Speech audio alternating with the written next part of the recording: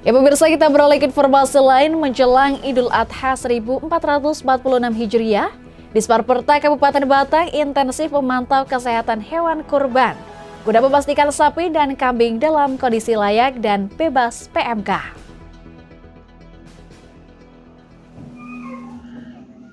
Dinas Pangan dan Pertanian atau Disparperta Kabupaten Batang kini semakin gencar memantau kesehatan hewan kurban dengan tujuan memastikan sapi dan kambing yang akan disembelih dalam kondisi sehat. Salah satu langkah yang dilakukan adalah pemeriksaan rutin ke peternakan di beberapa lokasi.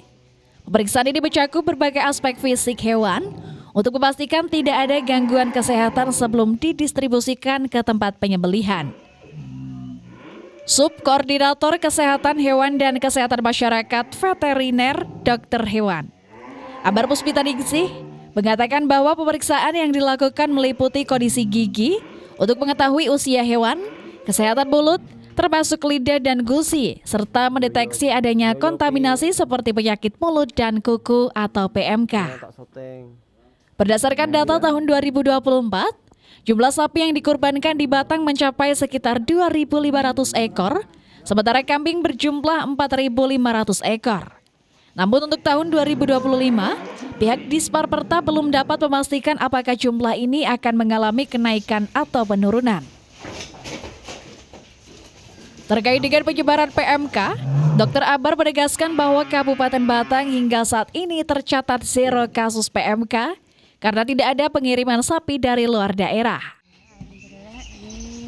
Di beberapa kandang ini sehat ya, masih kondisinya sehat. Dari kecukupan umur juga sudah memenuhi semuanya. Untuk periksa apa sih?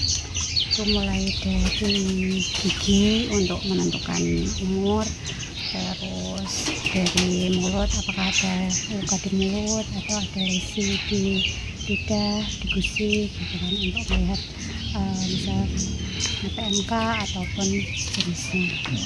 Kalau perkiraan jumlah hewan kurban di Batang yang tertentu? Kalau perkiraan tahun kemarin itu sih untuk sapi pemotongan sekitar 2.500-an ekor ya. Untuk kambing itu sekitaran 4.500 ya. Tahun ini belum tahu apakah nanti ada kenaikan atau penurunan.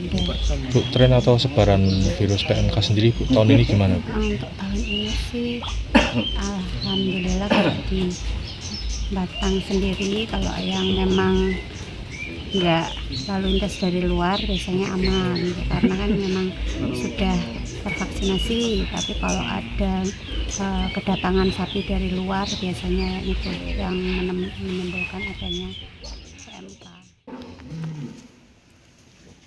Berdasarkan sensus terbaru, populasi sapi di Kabupaten Batang diperkirakan mencapai 14.000 ekor.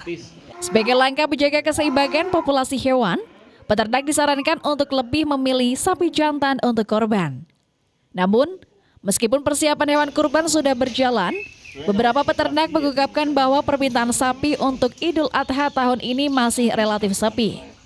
Salah satunya adalah Subari, peternak sapi di Tegalsari, yang mengungkapkan bahwa dari 47 ekor sapi yang disiapkan, baru 16 ekor yang terjual.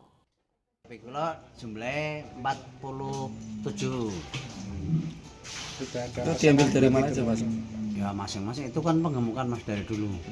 Kisaran harganya Pak? Harga sekarang. Ya ada yang 43, ada 40, ada 30, ada 16. Ya tergantung kebutuhan yang mau beli aja. Ini saya layani semua. Kalau daya belinya? Sudah gimana? Pesanan Idul Adha belum Pak? Sudah Pak, sudah 16. Pak, kalau daya belinya dari tahun kemarin sama tahun sekarang bagaimana Pak? Ya mepet banget Bu. Kalau diperhitung per hari untuk makan ini kan setiap hari makan telok, buong, pekatul, itu sama semuanya itu saya hitungkan itu per hari itu 47.000. Satu ekor. Kalau pembelinya meningkat nggak Pak dari tahun kemarin? Enggak, sekarang? 50% nggak ada Mbak. 50% nggak Kalau ada. jenis sapinya sini apa Pak? Limosin Mas. Limosin. Semental. Ya ada yang campur. Yang penting saya kan petani carinya bebek yang bagus. Kalau tahun kemarin bisa jual berapa Pak? Kemarin Sampai berapa ekor? habis 40.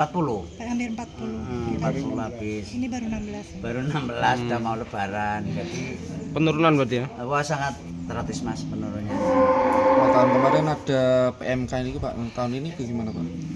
Nggak ada Mas. Saya kemarin aja nggak ada Mas. Alhamdulillah. Saya kalau ada orang masuk, kalau bakul-bakul kan nggak boleh masuk. Karena bakul itu kan biasa ke pasar. Nah, saya masih belum bisa masuk. Kalau sekarang apalagi sekarang insya Allah aman semua. Kalau bobotnya paling kecil sama paling gede sama berapa Pak? Kalau yang paling kecil 250. Yang besar ya 800. Yang paling besar. Pembeli dari mana aja Pak?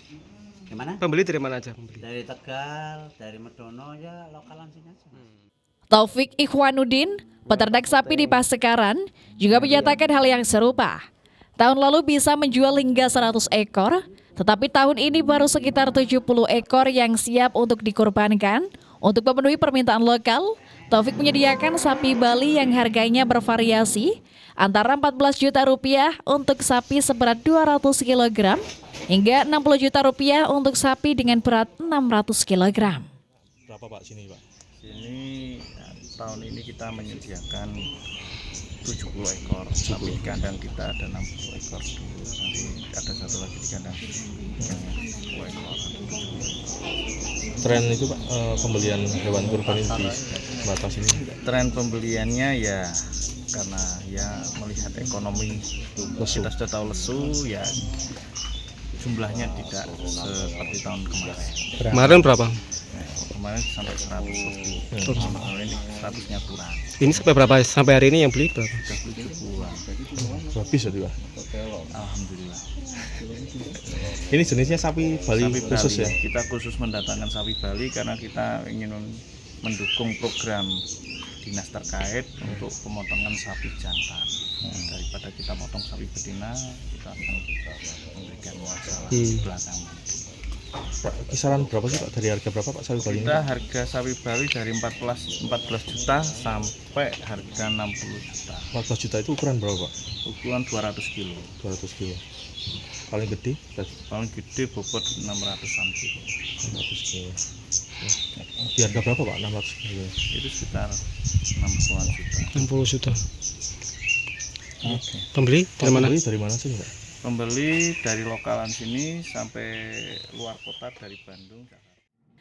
Meskipun permintaan relatif lebih rendah, para peternak berharap adanya pemahaman dari masyarakat untuk memilih hewan kurban yang sehat dan sesuai dengan standar yang telah ditetapkan oleh Disparperta Batang.